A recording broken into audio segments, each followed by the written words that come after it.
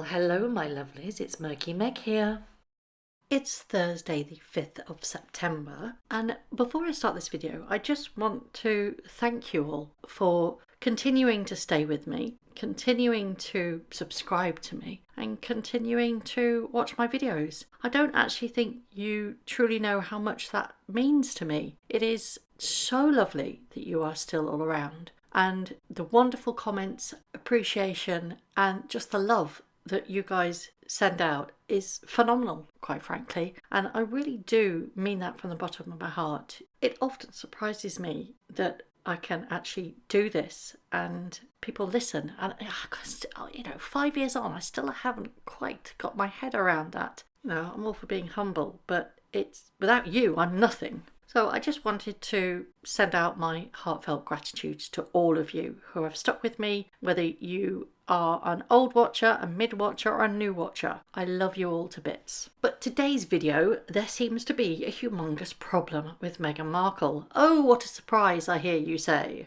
Now this has to do with her new venture, American Riviera Orchard. It seems like a really weird, half-assed way of doing it because she did this big soft launch, I think that's the marketing term for it, of American Riviera Orchard. It got a lot of interest, and there was that whole sending out jams to 50 people who were the lucky 50, and I did several videos on that. But since then, absolute cricket silence. Oh, I do beg your pardon, she actually did some dog biscuits, but they didn't get nearly as much hype as the jam scam. I still love that one, jam scam.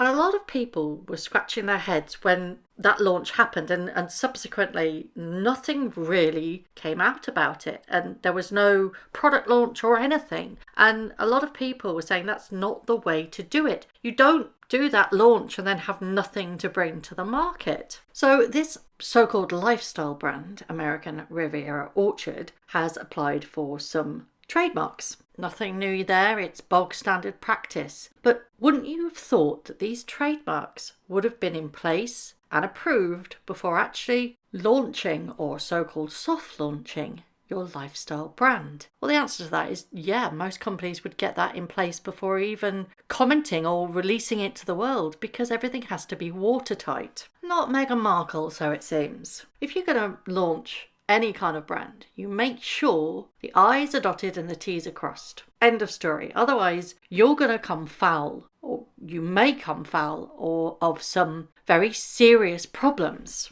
And that is exactly what has happened. She went to market without even getting the name of the brand trademarked. That's American Riviera Orchard. And the Trademark Office are having none of it. They have, in fact, rejected it. The US Patent and Trademark Office have basically said that businesses cannot trademark geographical locations. Now, American Riviera isn't a so-called geographical location, but it is a nickname, and a lot of people refer to the Santa Barbara area as the American Riviera. Now, the ruling states that adding orchard to the brand name doesn't diminish the primarily geographical descriptiveness of the applied for trademark, which basically means she can't monopolise or use American Riviera as part of her brand. There was also a few other additional problems with the paperwork itself. It wasn't correctly completed. There wasn't enough money to actually send to the Trademark Office to cover all the trademarks that were required, and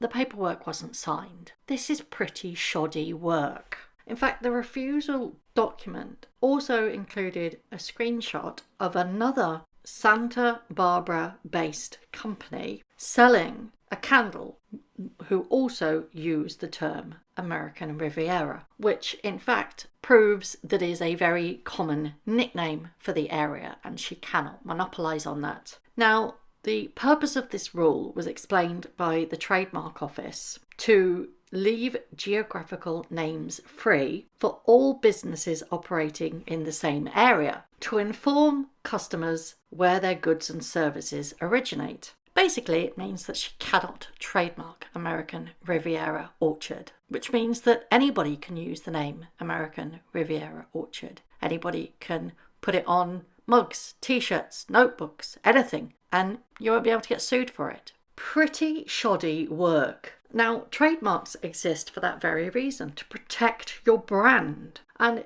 it basically means that if somebody sells a very similar product with a similar name or an exact name, or, as I've given an example, you release t-shirts under the name of American Riviera Orchard, or any form of branding, you won't receive a cease and desist or any takedown notice, which essentially means that she has done this soft launch of American Riviera Orchard without a trademark in place. And it probably means that she is going to have to rebrand. Now, she may well rebrand under Arrow, A-R-O, but that's not what the brand is. The brand is American Riviera Orchard. I do find it a little bit laughable that she has, on previous occasions, said that she's a perfectionist. Well, it doesn't really look like it now, does it? I don't understand how lawyers didn't pick up this when going over the trademark application forms. Surely she has people for this. I do feel sorry for those poor staff that are now going to have to deal with the wrath. It is an absolutely epic own goal on a major proportion, because at the very, very moment as we stand without a trademark, you just can't launch any products. You can, but you're going to be completely ripped off by everybody else. Surely it is business 101.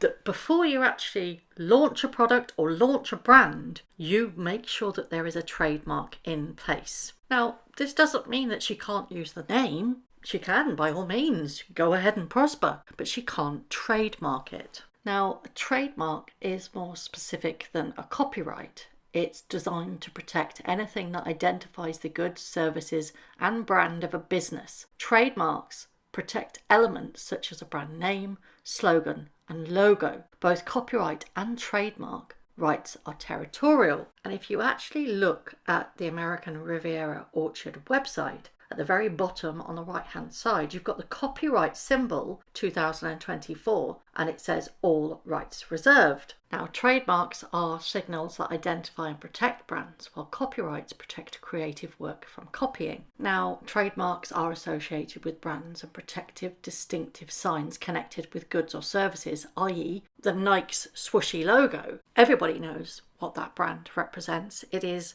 iconic to represent that brand. But copyrights protect original creative works of authorship, like books, films, and music. So if you're going to put a logo on something, you're going to want a trademark, because so many people will then pop up and copy it, because if you haven't got a trademark, you can't effectively sue anybody that creates the same looking product. Well, I'll come back to my original argument. Why was this not sorted prior to launch? Why didn't she have all her ducks in a row? Wouldn't it be the first thing you apply for? And you wait until the trademark is issued before doing this massive soft launch. Now, some people will say, well, it's not a big deal, she can reapply. But it is fundamentally a big deal, because if you cannot trademark your brand name, American Riviera Orchard, then there's no real point in going forward, because you'll just get copied to high heaven. And the reason why this is such a doozy is because she knows that everything that is filed will eventually be in the public domain when the rejection comes through, which is extremely embarrassing, especially because it relates to her brand name. So she either, or her staff, didn't do due diligence, and the trademark lawyer wasn't actually thorough, or they didn't use one, or she's so deluded that she just thought it would be approved because of who she was. She's subject to the same rules and regulations as everybody else, and it's clear that she didn't do her homework. It's common sense to trademark before you go to launch. What makes it even more embarrassing is that she did have an IP attorney. Her name is Marjorie Witter Norman, and she helps clients obtain and protect their intellectual property through domestic and international trademark preparation. So it's a massive fail on her part. Will she now need to rebrand, or will she forge ahead without a trademark? It's business 101. You don't do that, especially since it's her business and she knows exactly how much scrutiny it's going to be under. So what's your thoughts on all of this palaver? Do you think that it was a complete rush to get to market, which is why they did this before even securing the trademarks? Do you think that it was to try and capitalise on certain dates that's been suggested? But she's doubling down because the very pro-Meghan media are stating that Meghan Markle couldn't be more excited to launch American Riviera Orchard early next year. So, what do you all think is going on? I'd love to know your thoughts.